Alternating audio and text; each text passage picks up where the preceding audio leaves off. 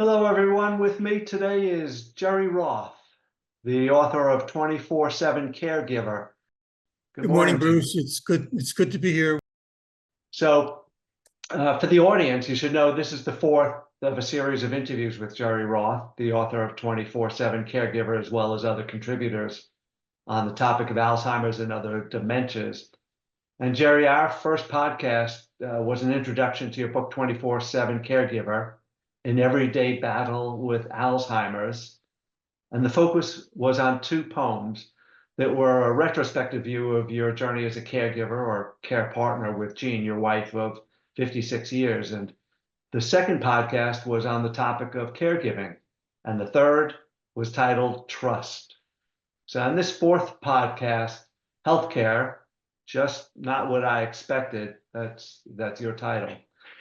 We ventured into the domain of the healthcare system, where the caregiver, you, Gerry, in this case, will be confronted with a different set of circumstances. It becomes what I'll call a three-party encounter, which includes the hospital and its providers, and you, the caregiver, and the person with dementia, Jean, as a patient in the hospital. I make the distinction between a person with dementia, we don't refer to them as patients, but when you're in the hospital, you're a patient, and there's no denying that. Does that sound about right to you, Gerry, first of all? Yes, that's right on, Bruce. Okay. So the first reading is on page 104 of the book, of your book, and it's called Dementia Hospitals. So, Gerry, would you read the poem, and then, as usual, I have some questions for you. Absolutely. Bruce, before we reflect on my interpretation of the healthcare system, up front, I need to say something about healthcare. So many marvelous, wonderful, dedicated people are in the healthcare field, professional caring of people. And as I refer to them, they're the good guys. Now for my reading, Bruce. Dementia Hospitals. Room 3010, Northside Forsyth Hospital. Jean asleep in the bed to the left, my legs up on a recliner. Thoughts racing like the wind. I hear the click every once in a while of the blood transfusion clock monitor.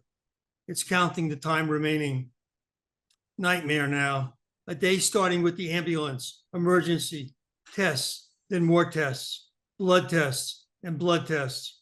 At about 6, admittance to a private room. A few days ago, Jean started to bleed vaginally. The amount of blood in the bowl and the soft tissue is just too much. Then again, and she was very weak. Call 911. Sitting back thinking of the day my poor wife had to be so frightened, so confused. Even for someone without dementia, a nerve-wracking day, a nerve-wracking experience. And my wife, and I smile. Strong tones followed. In the emergency room, she gave it to all of them. It's cold, hands are cold, stethoscope cold, cold, blood pressure, wrap, cold, all cold, get away. Why can't it be warm? Do not like you. Do not like this place. Stop. No. Never left her side. I won't do it. Then, can't come. I trailed along. Down to the CAT scan room. You can't come in. Oh no, yes I can. In the room, I watched and comforted her. The hard surface talked her through, the slide, the tube. Can't come along, trailed along anyway, checked x-rays, kept calming her, kept talking to her. Then at about 6 p.m. in our room, she turned to me. Who are you? Don't know you. Want to leave. Oh no, one of those zone outs. Bizarre behavior. Fortunately, she was not hooked up to anything, because she was out the door. She said to a technician named Amy, she was mad the way Jean can be mad. Want to talk with somebody, a receptionist. No, not pointing at me. Amy had the charge nurse down quickly. Great job. Colleen, the charge nurse, talking her back, talking her down. Then eventually she said, Gerry is here. Can I ask him to come in? Oh, hi. Holding her hand, kiss on the cheek. Love you. Told her again why we are here. Bleeding, loss of blood, trying to find out why. Reassuring her as all is fine. Kissing her on the forehead, all is fine.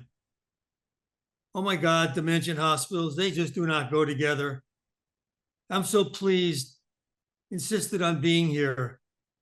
Of course, no other way. The hospital is great. Yes, of course, you can stay with your wife. Thank you. I felt helpful, less useless, helped translate back and forth, keeping her calm, bringing her back down, soft, gentle sounds amid the movement around. I instructed those taking blood, maybe here, not there. Assisted nurses getting each to understand her history. Maybe the best approach is, maybe not now, come back later. And still sometimes a flat no. Then talk it through, a stroke on the brow and try again. She doesn't understand. Let me try. Then comes I thank you for helping. She hates those blood tests, detests blood tests, needles, but that's her history. Try to explain why it is necessary when emphatically she says no. But we worked it through. But I've learned blood tests, they never go away. My thoughts. All these tests are good. They need them to understand her situation, understand what's next, where to go, what to do. Kidney, liver, vaginal, stomach, mass tests, chest, rectal, urine test, tomorrow possible an endoscopy. And Jean, she hung through them all. So proud of you, so proud of Jean. These are tough tests for anyone. Jean has dementia. Unless you've been there, you have no idea. So all tests except for one, the vaginal test, never happened. Jean would not let her near Dr. Walsh. She was great. So calm, so gentle. Finally, Dr. Walsh said, she doesn't want it. We tried. She said, no, I'm not going to push it. That's fine. And I asked her if she had looked at the CAT scan. She said, well, not yet. She said, thank you. We'll let you know what I see. She viewed it. She came back and she felt good with what she saw. Of course, my mind filled with stuff. Google gets Googled about everything. Makes me smarter trying to understand the procedure's purpose and result. Thank you, Google. Keep Googling. Bruce? So a couple of questions. Was this your first encounter in the hospital? With Jean was my first encounter in the hospital, yes.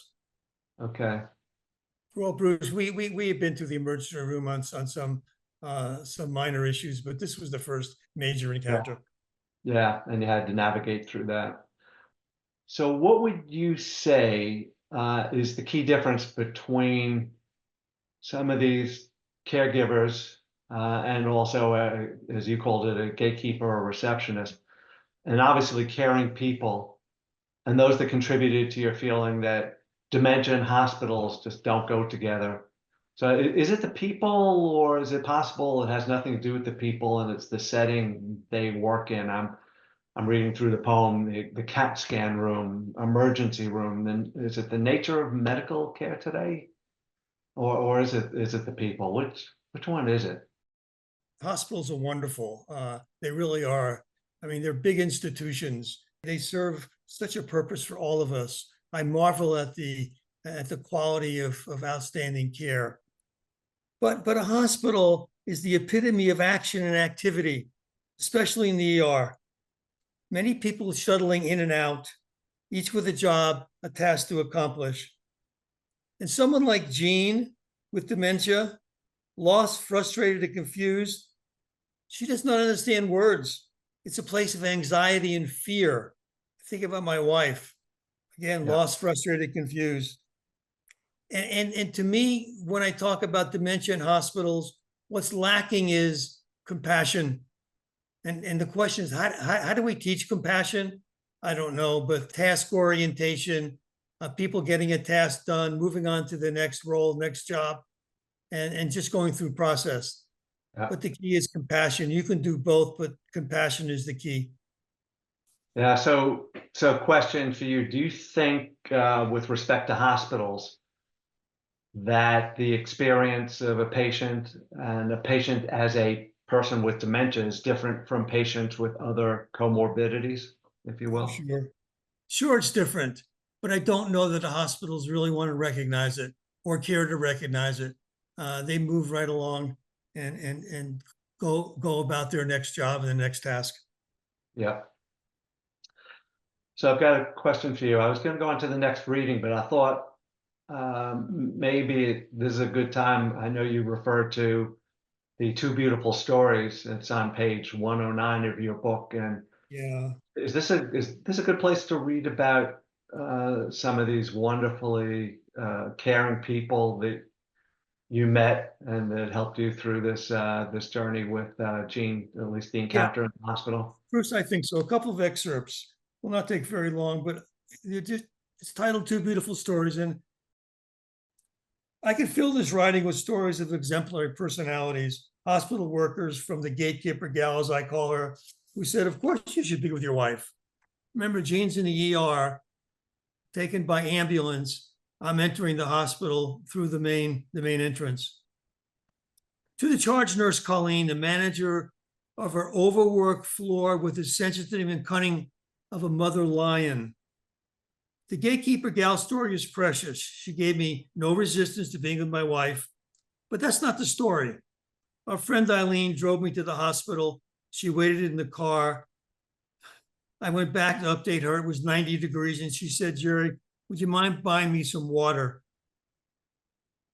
Upon entering the hospital, I asked if I could buy some water for my friend. The gatekeeper gal held up her hand like a traffic cop, said, no, it's more important you be with your wife. I will take the water out to her. It was so natural.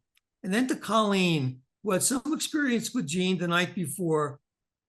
She talked Jean down, tactfully got her back into a room and poked in before she left and said, see you in the morning. In the morning, she took the lead. She said, I want you to leave. Here's what I'm doing. I have a call into the doctor who was leaning toward discharge. I'm asking if he can come earlier than usual. Recognize they see sick ones first, but I thought I would try.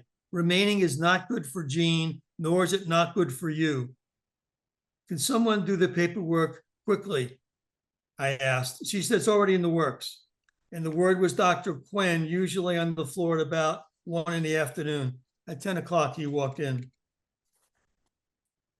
The gatekeeper gal, the medical training, a simple receptionist, probably just a job, and a highly trained charge nurse with enormous responsibility for life and death.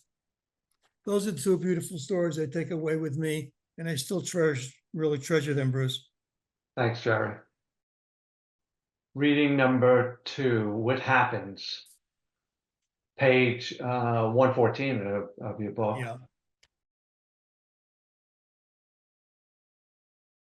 I've been thinking about this now for a few days, thinking of how fortunate I am at 80 years old to be healthy, thinking if I were not, who would watch over Jean, not thinking about everyday activities, which of course can be difficult and trying, but thinking about what would have happened at the hospital. Being in the hospital opened my eyes. If I wasn't bullish, if I wasn't curious, if I wasn't protected, if I wasn't pushy, if I wasn't relentless, quite frankly, if it wasn't me, what would have happened? I don't know what would have happened. Who would have been there to calm her? Who would have been there to interact with each healthcare worker? Who would have been there to prepare and explain to her what was happening? Who would have been there to help the nurse with the needed blood test? Who? Who would have asked the question of the blood test lady? Well, she had the right room, but the wrong patient. Who would have stopped her? Who would have insisted on her antipsychotic meds as they were late from the pharmacy? With natural fear, confusion, and exhaustion, I kept telling them, she needs her meds. I finally convinced the nurse the meds were late. Finally, she left the floor. She left the floor to get her meds. I'm convinced it contributed to her 8 p.m. zone out. No question in my mind. When she said, who are you? I don't know you. Get out. At the zone out at about 5 in the morning, when she was totally obstinate, yelling at everyone to get out, when she took off her gown, put on her clothes, said, ready to go, when she walked the halls with me trailing, when security came down, tried to calm her, and she told them no, when the general opinion and approval from the doctor was, give her a calming injection. We're afraid she will hurt herself. Who was going to ask? She won't let anybody near her. So how do you anticipate giving her a shot? Well, we'll have to force her down, pin her down, corner her. Again, I was there as Jean's advocate. Absolutely. Do not touch her. She will not hurt herself. Wait it out. She will come out of it. And of course she did. Jean and I got through it under very difficult, trying times. I continued playing traffic cop, turning some away. The medical care was outstanding. The clinical results reported what was necessary. We interacted with the appropriate people and set a direction forward. Perfect. What more could anyone ask? I kept thinking during the 2 days, what happens to the people that are dementia stricken? What happens if they need to be in the hospital? Where do they go? Who is their advocate? Anyone? If they even have one, how readily are they available? How about 24/7 hospital activities run through the night? What happens? I don't know. Afraid of the answer. Well, again, we got through it. Sometimes I don't know how, but we did. Maybe other people, well, they just get through it. I'm just looking at the line, who are you? I don't know you. Get out. So in the middle of you navigating through this encounter in the hospital, Jean does not know who you are at that point in time. And I can't imagine what kind of a weight that is on you as you try to help. And you use the word fortunate earlier on in the poem. And I think that sums up your embodiment of as a care partner and a warm, loving person, accepting of your role as a caregiver and supportive of your wife. But you're thinking, what would happen if I were not healthy? Putting yourself perhaps in some audience member's shoes is a pretty heavy burden to carry, I would think. So can you share with us how you were affected by the hospital encounters you experienced as a care partner? I kept thinking, especially in rereading for the preparation of this, how fortunate we were. How fortunate. I was going to be with Jean. I was going to explain to her and protect her. That was my thought. And things went so quickly, I didn't have time to reflect. I kind of reacted. But what do? I guess, as they say, you kind of let it hang out and you work it through. Unfortunately, I felt I was prepared. A hospital, to me, is like an immovable force of granite. In football terms, it's a defensive line, with each lineman being 6 feet 7 inches in tall, 375 pounds, and each one being built like granite. It's difficult to penetrate. Not difficult when you're finishing with an operation, the doctor is paying attention to you, but it's difficult to penetrate, to get to some of the things you need as just an individual, as a caregiver. Difficult to penetrate that, and that's the way I view it. How do you break through that wall and get granite? How do you break through, and how do you say, I want to go with my wife? And I just did it because I knew that they wouldn't say no, because they did not really had to deal with me. Yep. Let me ask you a quick question. Medical care was outstanding, as you've just said. The clinical results reported what was necessary, and I was there as Jean's advocate. That word comes up a number of times. So my mom, relating to my own experience, had a number of hospital encounters as a cancer patient, as a rectal cancer survivor, and all the complications that come with that disease. And then with the comorbidities of cancer and dementia in the end. You can imagine, and I know you can imagine what that was like, but My mom was her own advocate at age 56 with the first onset of cancer, very strong-willed, a survivor. I didn't know how, or maybe I wasn't equipped to be the advocate or the strong advocate that she needed towards the end when she couldn't advocate for herself, with the onset of dementia. And some of my mom's strength had rubbed off on me, but probably not enough to be as useful as I would have liked in retrospect. So, based on your experience as a caregiver to your wife of 56 years, I mean, advocacy plays out across the various experiences, not just the hospital. Am I correct? In your encounters you've had elsewhere, do you need to be constantly on watch, and is advocacy necessary across the board? Absolutely.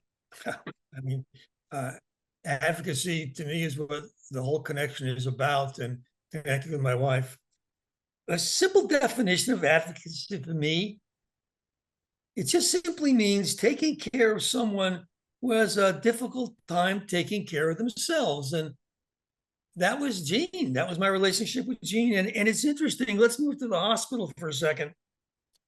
I felt I was more protective of my wife than at any other time in my life. And going back and rereading for preparation for today, I felt exactly the same thing. And it's interesting, not because she wouldn't have her tests. The tests were necessary. The doctor care was excellent. The medical care was excellent. I was protective because I felt I was the buffer between her reality and how that reality penetrates, how it penetrated her world. Again, I come back and say, to me, a hospital is anxiety and fear. And Bruce, something I've always believed was that love conquers fear. And yes, love conquers fear. And I kept thinking of that. I really did as I was in the hospital. That one of the things that driving me forward as I was looking at finding ways to advocate for Jean. Thank you, Gerry. Yeah, love conquers fear. Thank you for that. In reading number 3 in our final reading of the day. Fortunately, I was there, but what do others do? And it was over with, the 2 hours. Bruce, now we're moving away from the hospital to a scene of the endoscopy, which is 2 weeks later. Just so everybody's aware where we are. Mm-hmm. And it was over with the 2 hours. The 2 hours I had plotted, coordinated with, fretted with, sometimes waking up during the night, thinking over and thinking it through. The good news was the endoscopy seems positive. Although the final analysis is still next week, the doctor did not believe any cancer. Just some irritations in the stomach could be the culprit, the cause of sporadic bleeding. After it was over, after we had gone home, thinking again, what do people do? What do they do? My mind kept flipping back to the hospital, and today, how? All I kept thinking must be unmerciful. For some, no advocate. Fortunately, I was there to make it right. INGI North. I've learned the hard way. Ask questions early. Assess the answers. Look for a smile.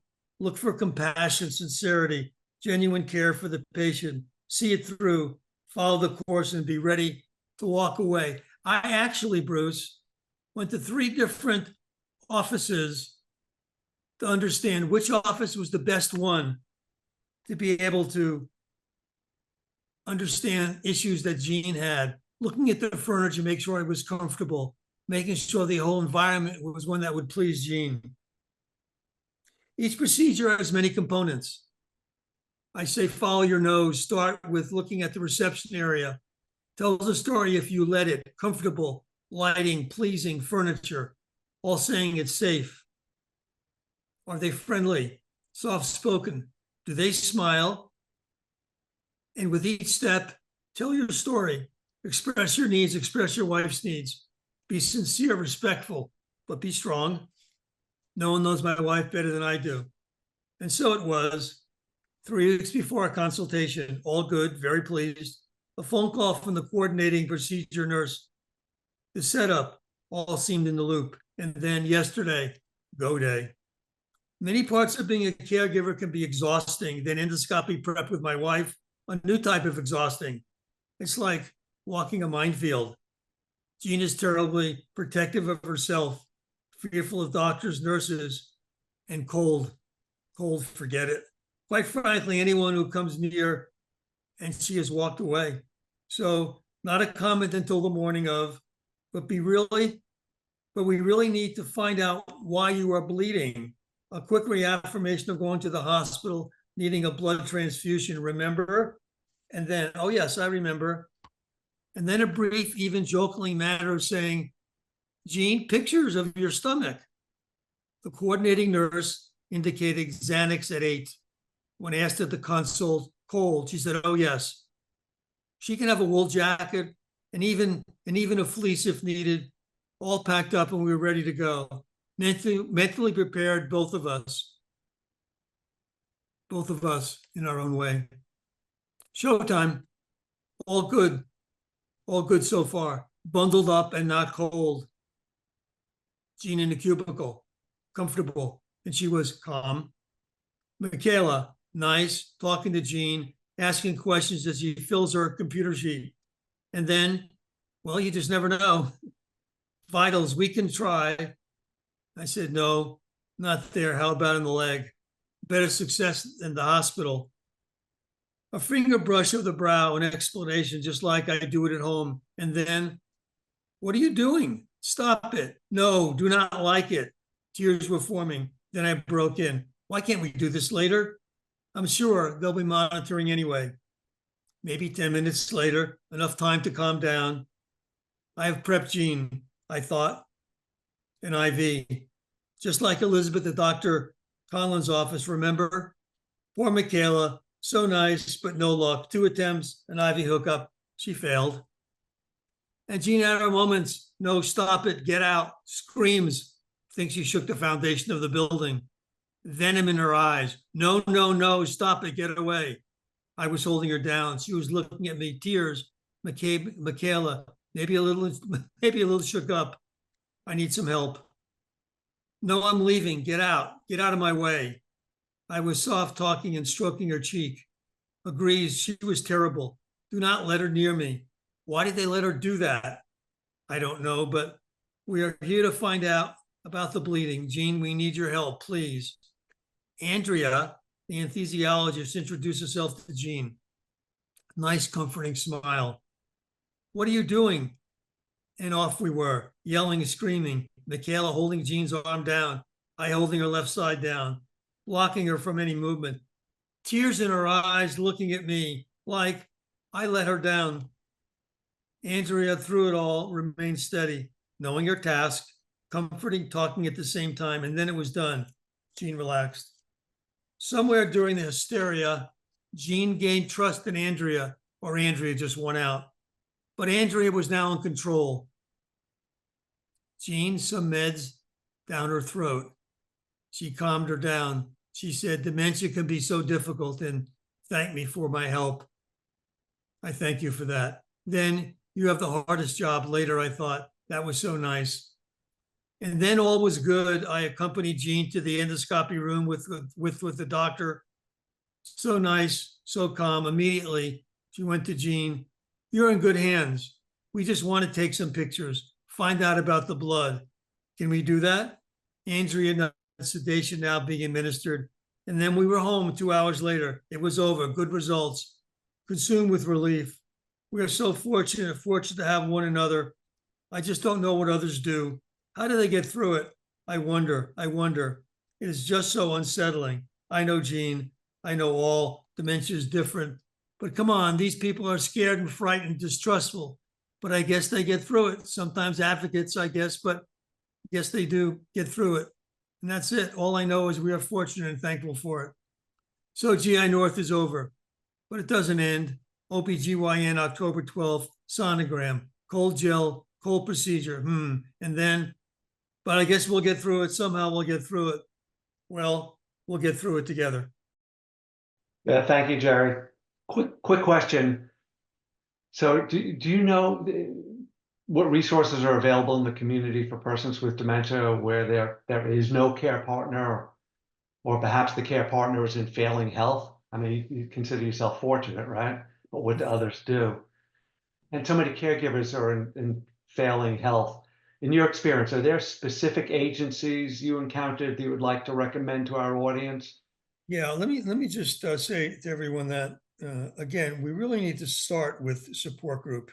They are the most important element in reaching out to people. You can ask questions in a support group meeting you can't ask elsewhere, and people around the table are supportive of you. They've been there, so many of them, with that particular issue. So start with support group meetings. Uh, Alzheimer's Association has the whole listing of support groups in your areas. And please go there, alz.org, and you can find it through that particular website. Education, Bruce, there's so much education that's out there, and perhaps people can be overwhelmed. I kind of like to believe that you can be overwhelmed. There's so much there, but stay focused on maybe what you need. I call attention to Beyond Dementia Coalition because we've worked very hard to try to put information in place to help educate people. We talk about that, shortening that preparation gap. And if you go to Beyond Dementia Coalition and go to documents, under documents, you'll see information that relates to dementia caregiving and frustration fact sheets. And this is from the Family Caregiver Alliance. Alzheimer's Association Dementia Care Practice recommendations from the Alzheimer's Association. Wayfinding in Dementia, how design can improve navigation among older adults in assisted living. Again, on our website. And we have fact sheets more that'll be coming in the next couple of months. And then there's a report, Alzheimer's Association Facts and Figures Report 2024. And that's a marvelous report, and it's right there on our website. So if you go to that website, that'll be enormously helpful. Thanks. Of course, there are books to read and there are websites to go to, but I just think that you can get so confused and so overwhelmed. If you stay focused on what you're looking for, one step will lead to the next. Bruce? Beautiful. Gerry, thank you so much. So as we continue to explore 24/7 caregiver in our next few and remaining podcasts, we'll explore the topics of the intersection between trust in patients, communication, support, and when it's time. And maybe that speaks for itself, but we'll explore the transition from perhaps being in the home to the transition to a facility, and when it's appropriate and what's necessary. But in closing, I'd like to read an excerpt from a book that I read, The Soul of Care, The Moral Education of a Husband and a Doctor by Arthur Kleinman. And I think it's related to what we spoke about today. Quote, care is what makes it feasible for us to become social beings and to sustain and strengthen our collective existence. So how is it that we so routinely overlook it? What steps can we reasonably take to strengthen and improve it? Meaning care. When political and economic forces, the crush of bureaucratic procedure, the daily encroachment of technology appear to be driving caregiving out of hospitals and communities, that granite wall you spoke about, Gerry. What can we do to sustain care? Perhaps we begin best by recognizing that our assumption that caregiving exists permanently as a natural element in the human universe is superficial and unfounded. Care can atrophy and weaken when it is inadequately nourished. To our audience, in addition to continuing our discussion with Gerry, I'm also hoping to explore the questions that Arthur Kleinman has posed. What steps can we take to strengthen and improve care? What can we do to sustain care? And if you go to beyonddementiacoalition.org, the site that Gerry just recommended, and put a / in contact-us, and you go to that website, we'd love to hear from you with your suggestions for topics of interest on the subject of care and caregiving. Gerry, I thank you, and I thank our audience. Have a good one. Bye-bye. Thank you, Bruce.